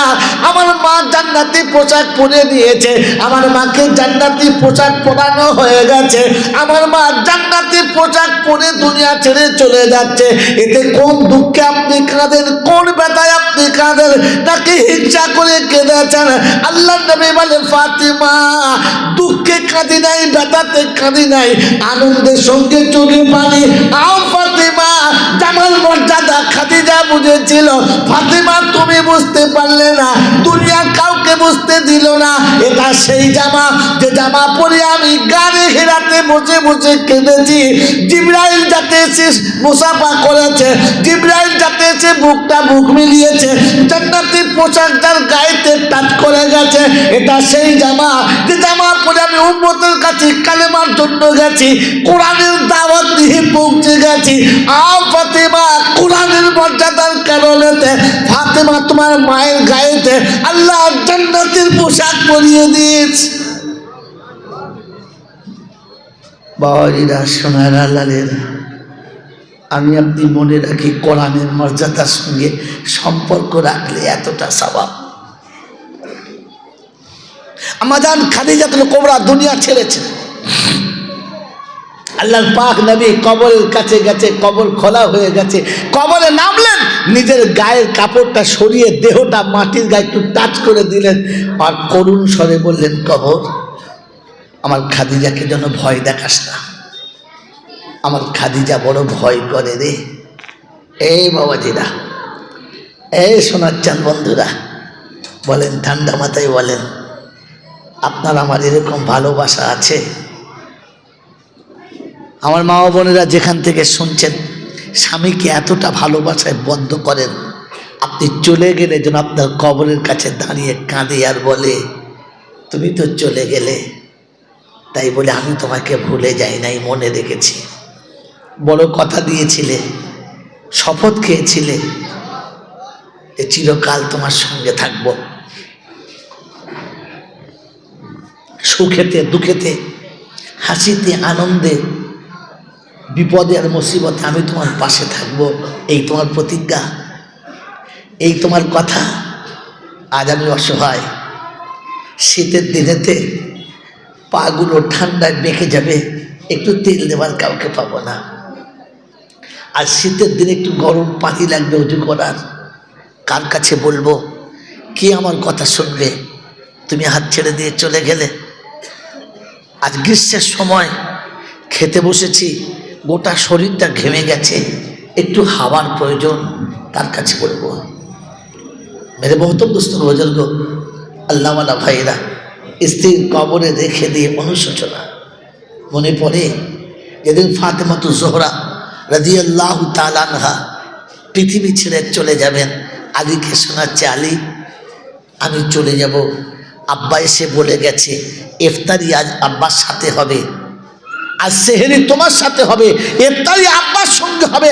আলী কারামাল্লাহু ওয়াজহু বলেন, ফাতেমা এরকম বলো না, 6 মাস হয়ে গেছে তোমার মুখে হাসি দেখি নাই, আবার তুমি এরকম করছো না, এক কথা বলো না। তো বলছে, স্বামী যাবার টাইম হয়ে গেছে, তাকে তুমি রাখতে পারো? তাকে তুমি রাখতে পারো? পারো না। তবে যাবার সময় তোমাকে দুটো কথা বলে যাচ্ছি, ভুলবে না। বলে কি? আমি চলে গেলে বিয়ে করতে কাল বিলম্ব করবে না, আমার বিছানা তাকে দেবে, আমার ভালোবাসা তাকে দেবে, যে বাহু ধরে আমাকে রেখেছিলেন তাকে সেই জায়গাটা দেবে, এতে যেন দেরি করবে না। আর দ্বিতীয়, আমি যাবার সময় আমার দুটো ছোট্ট ছোট্ট মাসুম বাচ্চা রেখে দিয়ে চলে যাচ্ছি, তুমি তোমার সোনার সংসারে আনন্দের সাগরে সাঁতার দিতে গিয়ে আমার বাচ্চা দুটোর কথা না ভুলে যেও না। ওরা যেন কোনোদিন প্রভাতে উঠে এই বলে না কাঁদে, মা তুমি নেই বলে সকালে আমাদের কোলে নেবার কেউ নেই, তুমি নেই বলে সন্ধ্যাতে আমাদেরকে আদর করে কাছে বসানোর কেউ নেই। সকাল সন্ধ্যাতে আমার বাচ্চারা যেন এতিমের মতো দরজার কাছে কাঁদে না। হয়তো আলী কারামাল্লাহু ওয়াজহু শোনাচ্ছেন, ফাতেমা পৃথিবীতে যতক্ষণ আমার চোখ দুটো তাকিয়ে থাকবে, আমি হাসান আর হোসেনকে 2 বাহুতে রাখবো, বাহু থেকে কোনোদিন নামাবো না। ফাতেমাতু জোহরা দুনিয়া ছেড়ে দিয়েছেন, জানাজা হয়ে গেছে, অন্ধকার কবরে হযরত আলী একা শোয়াচ্ছেন, একা কোলে কোলে শোয়াচ্ছেন। শোয়ানোর পরে ফাতেমাতু জোহরার কাছে বসে সেদিন শোনাচ্ছে, ফাতেমা কখন মা চলে গেছে মনে পড়ে না, কখন আব্বা চলে গেছে মনে পড়ে না। ফাতেমা তোমার আব্বার কাছে বড় হয়েছি, তিনিও চলে গেছেন, আজ তুমিও চলে গেলে, পৃথিবীতে কেউ থাকে না, তুমিও থাকবে না। তাই ফাতেমা তোমার কাছে একটা অনুরোধ, তুমি এখান থেকে গিয়ে যেন তোমার আব্বার কাছে বলে দিও না, তুমি এখান থেকে গিয়ে যেন তোমার আব্বার কাছে বলে দিও না যে আব্বা এমন ছেলের সাথে তুমি আমাকে দিয়েছিলে, এমন ছেলের সাথে আমার সঙ্গী করে দিয়েছিলে, কখনো আমাকে মনের মতো দুটো পোশাক কিনে দিতে পারে নাই, কখনো আমাকে প্রাণ ভরে মনের মতো কোনো খাবার খাওয়াতে পারে নাই। এই অভিযোগটা যেন তুমি তোমার আব্বার কাছে বলে দিও না, তাহলে কিয়ামতে আমি রাসূলের সামনে চেহারা দেখাতে পারবো না। আমার আল্লাহওয়ালা ভাইরা, জ্ঞানীজনরা, সুধী মানুষেরা, আমার সোনামণি মায়েরা বোনেরা, আজকে শুনিয়ে দিয়ে চলে গেলাম, যদি আখিরি নবীর উম্মত হন, যদি উম্মতে মুহাম্মাদি হন, কিয়ামতে রাসূলের পাশে উঠতে চান, তো একটা সুন্নাত জিন্দা করেন। আল্লাহ নেই বলেছেন, মান তামাসসাকা বিসুন্নতি ইনদা ফাসাদি উম্মতি ফালাহু আজরু মিয়াতে শাহিদ। একটা সুন্নত যদি আদায় করো, 100 শহীদের সওয়াব। আয় মুসলমানের ছেলে, আজ তো মরার পরে স্বামী হয়ে বিবিকে বিছানায় শোয়ানো ভুলে গেছে, আর স্বামী হয়ে বিবির কাছে ক্ষমা চাইতে ভুলে গেছে। ওই বেহার মতো, ওই বেহার নির্লজ্জের মতো খাটের কাছে দাঁড়িয়ে বলেছে ক্ষমা করলাম না। অন্ধকার কবরে বিবিকে শুইয়ে দিয়ে মুখের কাপড়টা খুলে সালাম দিয়ে বলো, আসসালামু আলাইকুম, তুমি এখানে ঘুমাও, আমি আসছি। আর আসার সময় বলে এসো, আমি তোমাকে ভুলি নাই, আমি তোমাকে ভুলি নাই, তুমি চলে এসেছো, আমি ভুলি নাই। তবে বলে যাচ্ছি, সংসার জীবনে চলতে গিয়ে অনেক সময়তে অনেক ভুল হয়েছে, তুমি আমাকে ক্ষমা করে দিও।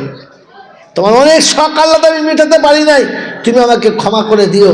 তোমার সঙ্গে চলতে গিয়ে অনেক কম বেশি হয়ে গেছে, তুমি আমাকে ক্ষমা করে দিও। মেরে মহতম দোস্তর বুজুর্গ, আমার আল্লাহওয়ালা ভাইয়েরা, জ্ঞানীজনরা, সুধী মানুষেরা, এটা হলো তার স্বামী হওয়ার পরিচয়। আমার বন্ধুরা, আল্লাহর পাক নবী সাল্লাল্লাহু তাআলা আলাইহি ওয়াসাল্লাম দাফনের পরে কবরের কাছে চুপচাপ দাঁড়িয়ে আছে, চোখের কোণের পানি বন্ধ হচ্ছে না। সিদ্দিক আকবর এসে জিজ্ঞাসা করছেন, ইয়া রাসূলুল্লাহ, ইয়া হাবিবাল্লাহ, জান্নাতুল মালাতে সব চলে গেছে, শুধু আপনি আর আমি, আপনি এত যদি কাঁদেন আমি জাতিকে বুঝাবো কে দিয়ে? পেয়ারা নবী সাল্লাল্লাহু আলাইহি ওয়াসাল্লাম বললেন, আবু বকর বুঝতে পারছো না, আমি শুধু বিবি হারাই নাই, আমি এমন একজন বন্ধু হারিয়েছি যে বন্ধু পৃথিবীতে কোনোদিন কারো হয় নাই, আর কিয়ামত পর্যন্ত কোনোদিন এমন বন্ধু কারোর হবে না। আমি এমন বন্ধু হারিয়েছি, তাই বন্ধুর বিরহের বেদনাতে দাঁড়িয়ে আছি। যাও তুমি চলে যাও। সিদ্দিক একবার চলে গেছে তো আল্লাহ পাক রব্বুল আলামিন চট করে কাটে।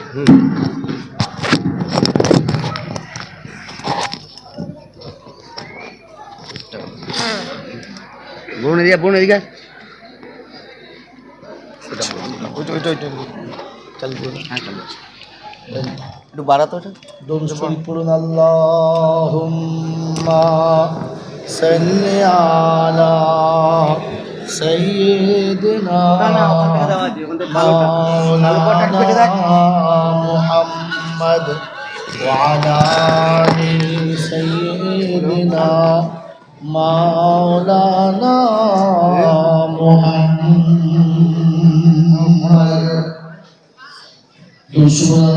আল্লাহুম্মা সাল্লি আলা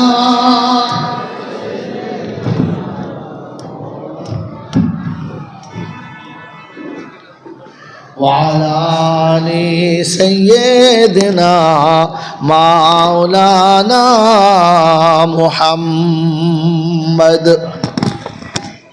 বাবাজিরা, সোনারা, লালীরা, জ্ঞানীজনরা, সদী মানুষেরা, বিশ্বনবী জনাবি মুহাম্মদ রাসূলুল্লাহ সাল্লাল্লাহু আলাইহি ওয়াসাল্লামকে আল্লাহ পাক জিজ্ঞাসা করছেন, হাবিব সবাই চলে গেছে, জান্নাতুল মালা খালি হয়ে গেছে, আপনি যাবেন না?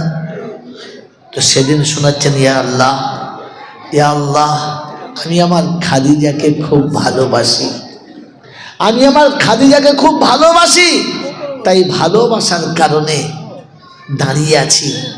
খাদিজার কবরে যাবার আগে বলে গেছে, কবর আমার বড় ভয় লাগে, তাই ফেরেশতা এসে খাদিজার কবরে সওয়াল ও জবাব করবে, আমি আল্লাহ রাসূল দাঁড়িয়ে আছি, জবাবটা আমি দিয়ে দেব, খাদিজার জন্য কষ্ট না হয়। সেদিন রব্বুল আলামিন শোনাচ্ছেন, ইয়া রাসূলুল্লাহ, আল্লাহ আমার হাবিব তোমাকে শুনিয়ে দিচ্ছি, শোনো। আমি শুনিয়েছিলাম, ইন কুনতুম তুহিব্বুনাল্লাহ ফাত্তাবিউনি ইউহিব্বুকুমুল্লাহ। হাবিব তোমাকে খাদিজা যে ভালোবাসা দিয়েছে, যে ভালোবাসার বন্ধনে তিনি বেঁধেছেন, যে ভালোবাসায় তিনি আপনাকে আবদ্ধ করেছেন, আমি আল্লাহ ওই ভালোবাসাতে এত বেশি ভালোবেসে ফেলেছি, খাদিজাকে তুমি যত ভালোবাসো আমি আল্লাহ তার থেকে বেশি ভালোবাসি। এজন্য আমি খাদিজার কবরে যে ফেরেশতা এসে সওয়াল ও জবাব করবে, আসমানে তাকে আটকে দিয়ে বলেছি, খাদিজার কবরে যেতে হবে না, খাদিজার কবরে যাওয়া দরকার লাগবে না, ওই খাদিজার কবরের জবাবটা আমি আল্লাহ তোমাকে দিয়ে দিলাম। আল্লাহ নবী খবরটা শোনার পরে, আল্লাহ নবী খবরটা জানার পরে জমিনে পড়ে গেলেন, সিজদাতে পড়ে গেলেন, দুকরে কেঁদে খোদার কাছে শোনালেন, ইয়া রাব্বি আল্লাহ, ইয়া রাব্বি আল্লাহ, আমি আরশে আজিমে গিয়ে খাদিজার জন্য আপনার কাছে কাঁদি নাই, তায়েফের জমিনে খাদিজার জন্য কাঁদি নাই, আমি গাড়ে হেরাতে বসে খাদিজার জন্য কাঁদি নাই, খাদিজার জন্য কোনো সময় আপনার কাছে বলি নাই, আজও আপনার কাছে বলবো না। ইয়া রাব্বি আল্লাহ, আই মৌলা হাকিম, ফারসে যার জন্য বলি নাই, আরশে যার জন্য বলি নাই, জমিনে যার কথা আলোচনা ছিল না, আসমানে যার কথা আলোচনা ছিল না, আপনি তাকে বাঁচিয়ে নিয়েছেন। কিন্তু আই রাব্বি আল্লাহ, আমার উম্মতের জন্য জমিনে কেঁদেছি, আসমানে গিয়ে আপনার কাছে বলেছি, ফয়সালা জমিনে হলে উম্মতের জন্য, আসমানে ফয়সালা উম্মতের জন্য। খাদিজার কবরের আযাব তো মাফ হয়ে গেল, আমার উম্মতের কবরের আযাব কি হবে? ও বাবাজিরা, নবী তো এতটা আপনার আমার জন্য কেঁদেছেন, এতটা ভেবেছেন, আমরা ভেবেছি? কি বলেন, আমরা ওই নবীর কথাই ভেবেছি? ওই নবীর কথা কখনো ভেবেছি? জোরে বলেন। ভাবা হয় নাই, খালি নবীর উম্মত হয়ে গেছি, বাস তাতেই খুশ। আমার বন্ধু, আমার আল্লাহওয়ালা ভাইরা, জ্ঞানীজনেরা, বুদ্ধিজীবীরা, আমার সোনামণি মায়েরা বোনেরা, আজকে শুনিয়ে দিচ্ছি ঠান্ডা মাথায় দুটো কথা, অল্প সামান্য সময়, 10-15 মিনিট 20 মিনিট টাইম। মনে রেখে দেন যে আল্লাহ পাক রব্বুল আলামিন আপনাকে আমাকে ওই জায়গাতে দাঁড়াবার তৌফিক দান করুন। বলুন আল্লাহুম্মা আমিন। আমার আল্লাহওয়ালা ভাইয়েরা, জ্ঞানীজনরা, সুধী মানুষেরা, আমার সোনামণি মায়েরা বোনেরা, আল্লাহ পাক সেদিন শোনাচ্ছে, হাবিব এত বড় সংবাদ শোনালাম, খুশি না? এখনো উম্মতের কথা। বলে রাব্বি আল্লাহ, আমি ছাড়া আমার উম্মতের কে আছে? আমি ছাড়া আমার উম্মতের ভাবার আর কে আছে? তাই আমার উম্মতের খবরটা বলে দেন।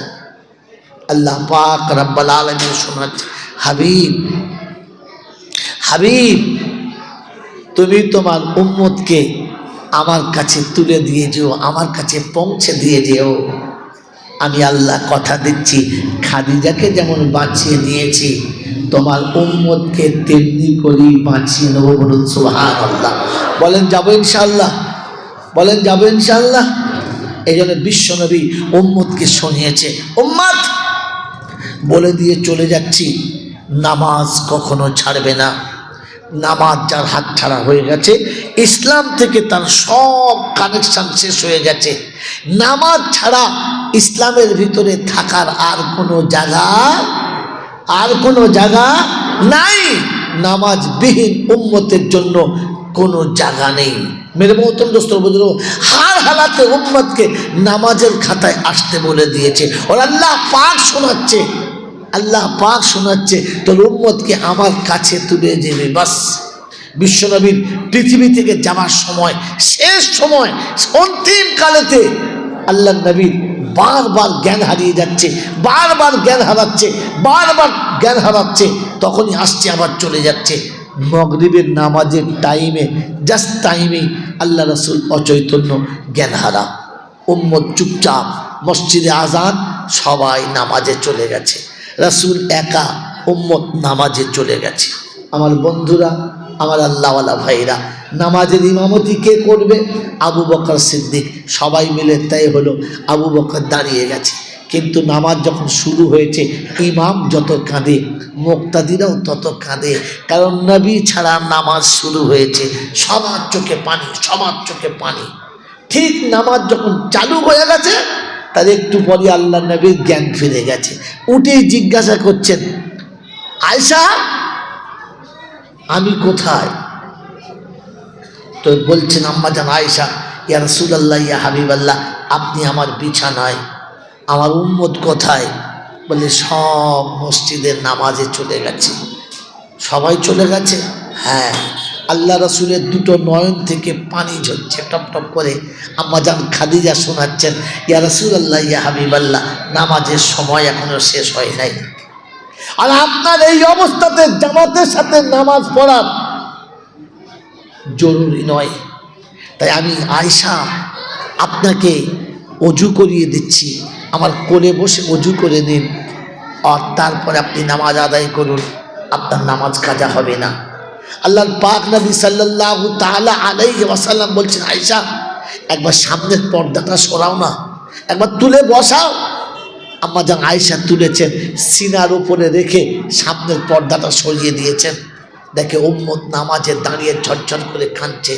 আল্লাহর নবী আসমানের দিকে মুখটা তুলে ইশারা করে বলেন, আল্লাহ তুমি সাক্ষী থাকো, আমি আমার উম্মতকে আপনার দরবারে তুলে দিয়েছি, আমি আমার উম্মতকে আপনার সামনে হাজির করে দিয়েছি। আপনি বলেছিলেন যে তোর উম্মতকে আমার কাছে তুলে দিবে, আমি বাঁচাবো। হে আল্লাহ, আমি ইতিম, আর আমার উম্মতের ইতিম হওয়ার হালাতটা আমি ভালো বুঝি। তাই আমি ইতিম নবীর ইতিম উম্মত আজ আপনার কাছে, আজ নবীর পাশে নেই, আপনার সামনে এসেছে। রাসূল বিছানায়, নবীর উম্মত সব নামাজে। ওই মুসলমানের ছেলে নবীর বিছানায়, উম্মত নামাজে। আর এই মুসলমানের ছেলে ওদিকে জোহরে জামাত হচ্ছে, আর এই হারামখোর জানাজার খাট ধরে দাঁড়িয়ে আছে। এটা নবীর উম্মতের খাতায় পড়েছে না বাদ পড়েছে? একবার ভেবে দেখেন। ওদিকে জানাজার খাটের কাছে লাইন দিয়ে দাঁড়িয়ে আছে, আর ওদিকে জোহরের নামাজ হচ্ছে। তোকে জানাজা পড়ার থেকে কুড়োর বস্তা দাঁড় করিয়ে দেওয়া অনেকটা ভালো, সরে যাওয়া দরকার। তাই শুনিয়ে দিচ্ছি মেরে বক্তব্য দুস্তর বুজুর্গ, আল্লাহ ওয়ালা ভাইরা, আল্লাহ পাকের দরবারে আল্লাহ নবী তুলে দিয়ে গেছেন আর বলে গেছেন, রব্বি আল্লাহ আমার উম্মতকে আপনার সামনে দিয়ে গেলাম। আল্লাহ পাক রব্বুল আলামিন বলে, শোন, কিয়ামতের ময়দানে বিচার যখন হবে তোর উম্মতের বিচার আলাদা করে হবে, তোর উম্মতের বিচারটা অন্যভাবে হবে, তোর উম্মতের বিচারটা অন্য কায়দাতে হবে। তুই শুনে রেখে দে। ইয়া রাসূলুল্লাহ, একটা কায়দা আলাদা। আল্লাহ বললেন, নবী জিজ্ঞাসা করছেন, আল্লাহ কিরকম? বলে, সব নবীর উম্মতের বিচার হবে, বিচার হবে, আর আমি তোর উম্মতকে পর্দার সাথে আলাদাভাবে পার করে নেব। আমার বন্ধুরা, আমার আল্লাহওয়ালা ভাইরা, জ্ঞানীজনরা, বুদ্ধিজীবীরা, এই জন্য আমি আর আপনি ঠান্ডা মাথায় মনে রাখি, আমি ওই নবীর উম্মত, ওর সুন্নত নিয়ে আমরা যাব ইনশাল্লাহ, যাব ইনশাল্লাহ। বিশ্ব নবী, যিনি পৃথিবীর সারা উম্মতের, সমস্ত উম্মতের, আদম থেকে কিয়ামত পর্যন্ত প্রত্যেকের নবী ও উম্মতের যিনি সবার নবী, যিনি নবীদের নবী, সবার নবী, ওই নবীর ঘরেতে দিনের পর দিন উপোস, খাওয়া নেই, পানি, শুধু পানি, খেজুর, একটা খেজুর, আধখানা খেজুর, খেজুরটাও পেট ভরে নয়, এরকম করে চলছে। মেরে মোহতম দোস্তর বুজুর্গ, আল্লাহওয়ালা ভাইরা, জ্ঞানীজনরা, সুধী মানুষরা, বিশ্বনবী জনাবে মুহাম্মদ রাসূলুল্লাহ সাল্লাল্লাহু তাআলা আলাইহি ওয়াসাল্লাম উম্মতের এই নমুনা রেখে যাচ্ছে যে রবের কাছে যেতে গেলে, রবের নৈকট্য লাভ করতে গেলে রাস্তা কোনটা নিতে হয়। আল্লাহর পেয়ারা নবী সাল্লাল্লাহু তাআলা আলাইহি ওয়াসাল্লামের ঘরে ফাঁকা চলেছে, সকালে ফজরের নামাজ পড়ে আল্লাহ নবী বসে আছেন, একটা ছাগল হাদিয়া এলো, আল্লাহ নবী ওই হাদিয়া ছাগলটা নিজে হাতে কোরবানি করলেন।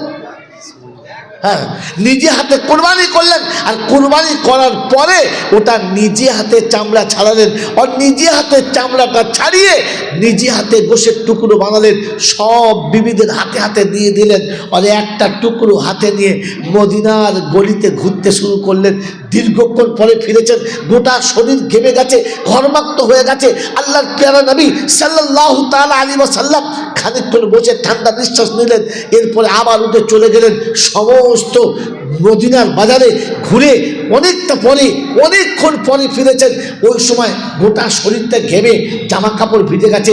আম্মাজান আয়েশা এসে আস্তে করে হাওয়া করছেন, শরীরটা ঠান্ডা নিঃশ্বাস নিচ্ছে।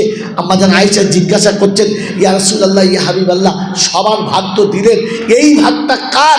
আপনি হাতে করে নিয়ে এমন করে রাস্তা দিয়ে চলে যাচ্ছেন, ভাগটা কার? আমার আল্লাহওয়ালা ভাইরা, জ্ঞানীজনরা, সুধী মানুষরা, সেদিন আল্লাহ নবী বললেন, এই ভাগটা হলো খাদিজার। আল্লাহর নবীর কথা শুনে আম্মাজান আয়েশা বললেন, ইয়া রাসূলুল্লাহ, ইয়া হাবিবাল্লাহ, তিনি তো অনেক আগে মারা গেছেন, এটা তার ভাগ কার হাতে দেবেন আপনি? তিনি তো পৃথিবীতে নেই। আল্লাহ নবী বললেন, আয়েশা, খাদিজা চলে গেছে, আমি ভুলে যাই নাই। খাদিজা চলে গেছে, আমি ভুলে যাই নাই। উম্মত, তোমাকে রাসূল শুনিয়ে দিয়ে গেছে যে যারা বিপদের দিনে, মুসিবতের দিনে পাশে থেকেছে, সান্ত্বনা দিয়েছে, সুখের ছায়া দেখিয়েছে, সুখের স্বপ্ন দেখিয়েছে, সুদিন আসার পরে তাদেরকে ভুলে যাওয়ার কথা না, তাদেরকে মনে রাখা দরকার ছিল। তাই আল্লাহ নবী বলেন, এই গোশের টুকরোটা আমি নিয়ে মদিনার গলিতে যাচ্ছি।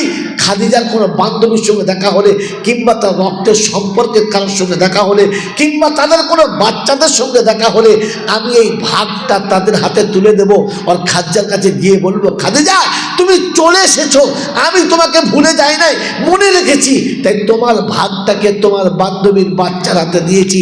ওই মুসলমানের ছেলেরা, আমি আপনি মনে রাখি, খাদিজা রাসূলকে ভালোবেসেছেন। আপনাকে আমাকে ভালোবেসে যে মা অন্ধকার পৃথিবীতে আলোর ছায়া দেখিয়েছেন, যে মা রক্তের বন্যার উপরে আপনাকে আমাকে দুনিয়া দেখিয়েছেন, নিজের মুখের খাবার তুলে আপনাকে আমাকে খাইয়ে বড় করেছেন, কোনোদিন মনে হয়েছে কোনো আনন্দের দিনে, কোনো খুশির দিনে, কোনো ঈদের দিনে, কোনো মুসিবতের দুঃখ বুঝতে পারার পরে, কোনো এক শুভ আনন্দের দিনেতে এমন কথা মনে হয়েছে যে আজ সবাই এসেছে, শুধু মা বাকি আছে? মেরে মোহতম দোস্তর বুজুর্গ, মনে রেখে দিই, কখনো যদি কোনো সময় মনে পড়ে তো মায়ের জন্য কিছু দিয়ে তার আত্মীয়র হাতে, যদি আত্মীয় না পান তো ওই রকম কোনো বান্ধবীর হাতে তুলে দিয়ে মায়ের কবরের কাছে দাঁড়িয়ে একবার বলেন যে, মা, তুমি চলে এসেছো, আমি ভুলে যাই নাই, তুমি চলে এসেছো, আমি ভুলে যাই নাই। এই তোমার ভাগটাকে দিয়ে তবে তোমার কাছে এসেছি। আল্লাহ পাক রব্বুল আলামিন আপনাকে আমাকে রাসূলের সুন্নত নিয়ে কবরে যাবার তৌফিক দান করুন। সেদিন যেন গিয়ে বলতে পারি রব্বুল আলামিন আল্লাহ কিচ্ছু আনতে পারি নাই, কিন্তু তোর নবীর একটা সুন্নত এনেছি। আল্লাহ যেন একটা সুন্নতের বদৌলতে কাল কিয়ামতের ময়দানে